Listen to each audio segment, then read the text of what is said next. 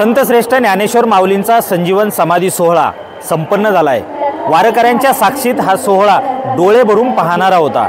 या सोहळ्याला अभंगवाणीतून काही गायिका संबोधित करणार आहे, कारण राज्यभरातून मोठ्या संख्येने वारकरी या ठिकाणी आले होते आणि माऊली आज आळंदीमध्ये समाधीस्थ झालेले आहेत आणि याच पार्श्वभूमीवरती माऊलींच्या या समाधी सोहळ्याचं अभंगातून कसं वर्णन कराल?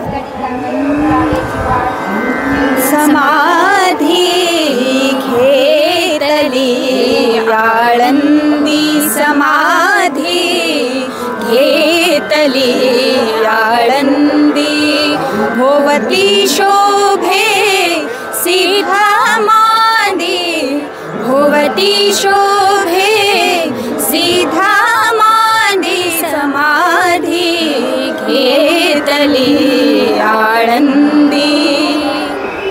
माऊलींची समाधी आळंदीत झालेली आहे आणि त्या भावना या ठिकाणी वारकऱ्यांनी असेल आळंदीकरांनी अनुभवलेल्या आहेत। आळंदी ही माऊलींची पुण्यभूमी आहे। या पुण्यभूमीतून अभंगवाणीतून आळंदीचं रूप कसं सांगाल? आळंदी हे गाव पुण्यभूमी ठाव, आळंदी हे गाव पुण्यभूमी ठाव, दैवतांचे नाव सिद्धेश्वर, दैवताचे नाव सिद्धेश्वर, 84 सीतांचा सिद्ध भेटी मेळा,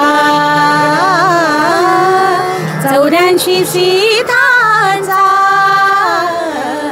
सिद्ध भेटी मेळा, तो सुख सोहळा काय मानू, तो सुख सोहळा काय मानू, 84 सीतांचा